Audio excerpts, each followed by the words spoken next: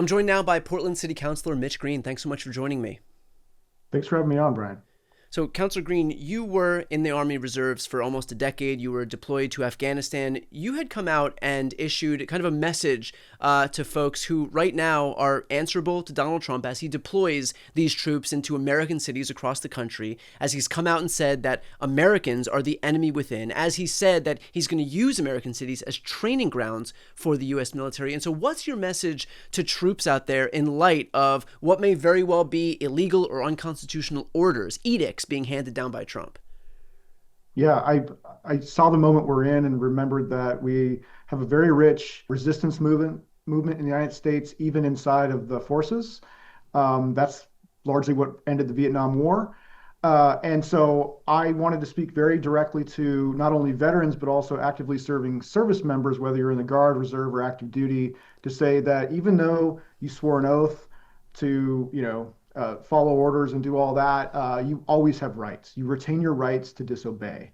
That decision comes with consequences, but I think there's a sense when you're a troop that you're just a machine, that you can't refuse an order. But in fact, you may have to refuse an order if it's unconstitutional, and in many cases, you have a duty to refuse that order.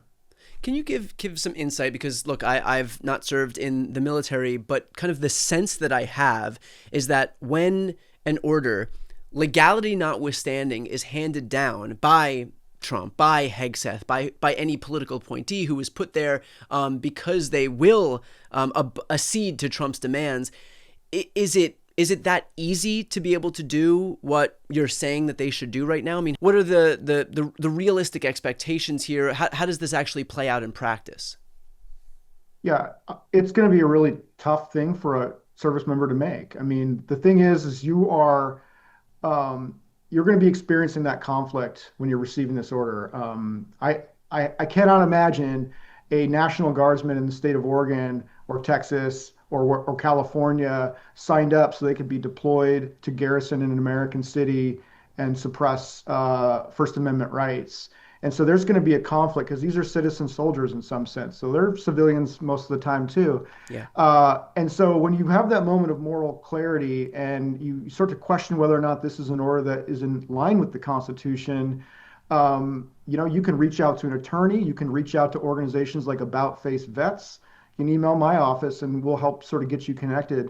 But it's a risk that you take, but you're not alone. There's a whole community of vets out there who are ready to sort of welcome you in, because a lot of us who served are pretty disgusted with this administration. They're pretty disgusted with this idea that the president's rhetoric is paving the way for martial law and a rise of authoritarianism. And that's largely what we stand against. We're supposed to be defending freedom and Constitution and all that. Have you spoken to any of any other National Guardsmen, any of your fellow veterans who've kind of expressed these same sentiments? Yeah, I've had conversations with fellow veterans. I haven't spoken directly to anyone in the National Guard. I suspect that's a pretty scary position to be in, and so reaching out to a city councilor feels pretty inaccessible. But I just held a rally on Sunday in front of City Hall, and it was well attended by veterans of conflicts that range from the Vietnam War up to the very present, Operation Iraqi Freedom, Operation Enduring Freedom. And all of them have been really supportive of the message that I put out from my office and have expressed similar frustrations that this is certainly not what was envisioned by the oath of office or the oath of enlistment. And just a deep disgust that we were asking soldiers to consider deploying to American cities like Portland to suppress our rights. As far as the city of Portland is concerned, a lot of the pretext Trump uses to be able to justify his troop deployment there is this notion that Portland is just under siege, that there's insurrectionists all over the place. Can you give a state of play about how things are looking right now in Portland to those of us who are not in that city? Yeah, I mean, it's a sunny day outside. There are people not only enjoying the city, but those who are going down to our ICE facility and protesting are sometimes dressed. I think our mascot right now is a person dressed in a frog suit that goes around and dances around a little bit. There's a guy in a chicken suit all the time. You have clergy members organizing marches. I organized or I participated in a march that members of our clergy here in Portland set up to where we just sort of marched silently with some flowers in our hand to leave a flower in commemoration of the people taken by ICE. And so this is largely peaceful. This is entirely peaceful. I think the characterization that the president has placed upon Portland, that we are somehow a war-torn city or violent, are just bald-faced lies based upon an agenda to try to increase his own personal power and to distract from his very deep involvement in the Epstein scandal. Now, as far as the legal pretext to be able to send troops there, Trump needed to rely on one of 3 points, which is that there is a foreign invasion, that there is a rebellion, or that there is a failure of the local government to be able to effectuate federal law. And so are any of those 3 tenets the case as far as Portland is concerned? Absolutely not. And, those conditions are the merits behind the recent court orders by Judge Immerget to say, look, we're going to grant a temporary restraining order here because none of these Title X activations of the National Guard are warranted by the facts on the ground. I'm very confident that that will be true for any invocation of maybe the Insurrection Act. The fact of the matter is, this is a peaceful city. Whatever issues that we have in terms of a sort of public safety sense are routine to any city, and we have that completely under control. To what extent do you think that Trump is trying to normalize Americans to this idea of troops being deployed into our own cities as a way to kind of numb us in the event that he were to deploy them closer to the election? I mean, we already know, for example, that he tried to get the voting machines seized in Georgia. Now, there was obstacles in place. Bill Barr said his claims of a stolen election were bullshit, but Bill Barr is gone. He's been replaced by Pam Bondi. People like Kash Patel and Dan Bongino are not going to offer any pushback. And so as far as the law enforcement agencies are concerned, he's got what he needs to be able to validate whatever bogus claims he comes up with. But once you add troops to the equation, well, now he's got boots on the ground to be able to effectuate whatever plans he wants to effectuate. And so to what extent does that aspect of all of this concern you? It's very concerning. I've been concerned about it, frankly, since I was running for office last year. And kind of seeing this increase in rhetoric coming from his campaign and being very worried about the likelihood that he might actually get a second term.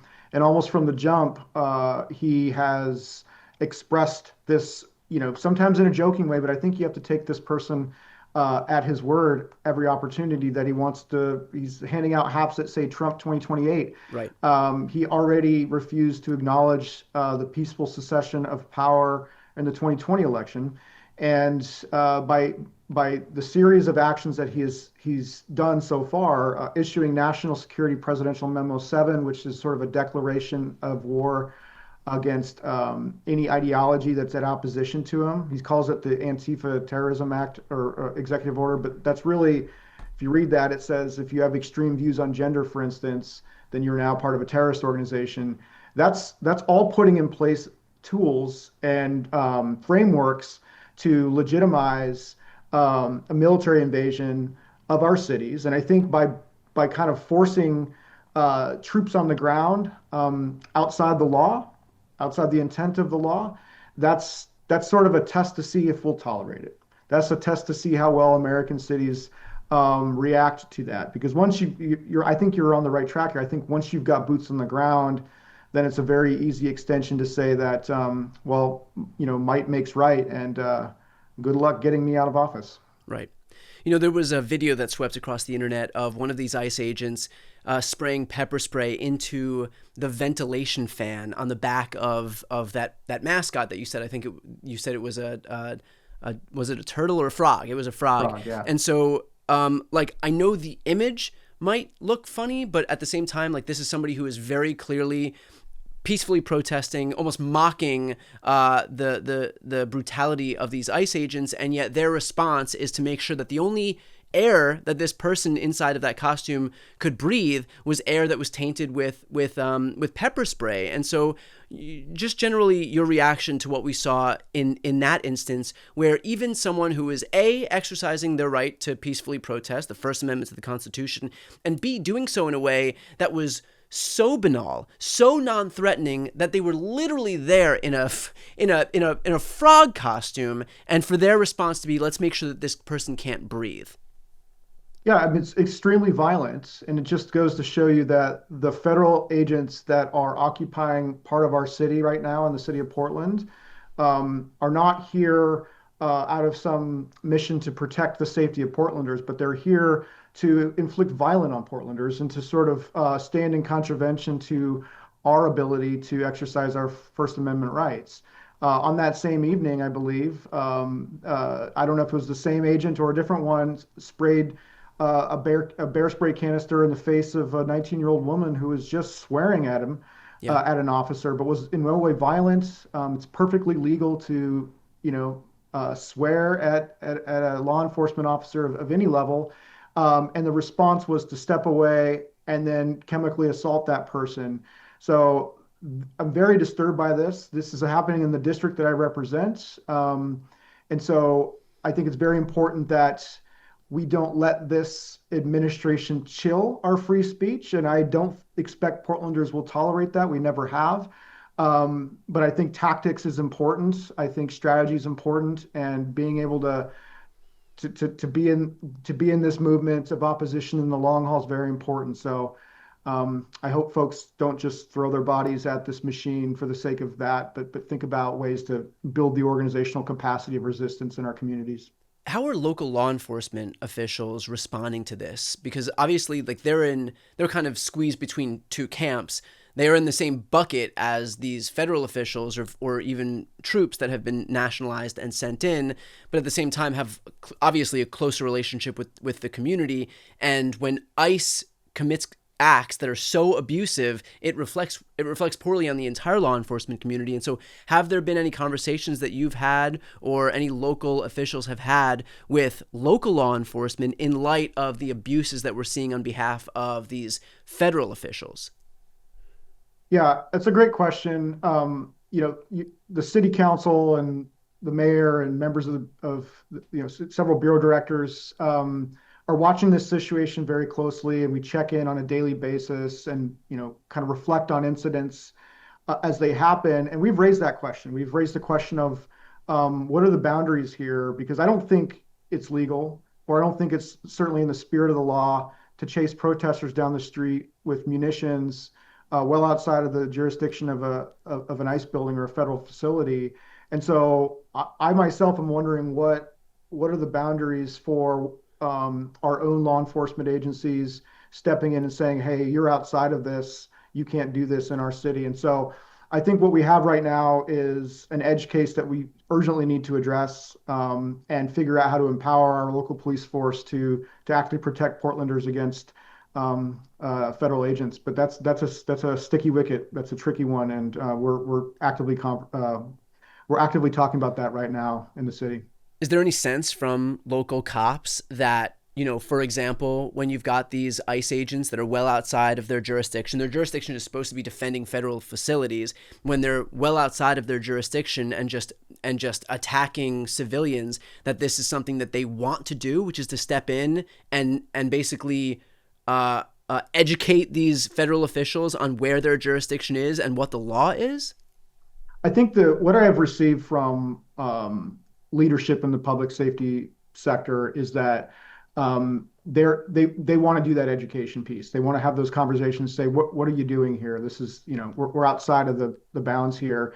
But I don't know what the rank and file believe at this moment. And, they're not empowered to speak publicly about this or even to me privately. And so where that unfolds will be an interesting conversation. And it might require city council, adapting to the tools and directives that we provide.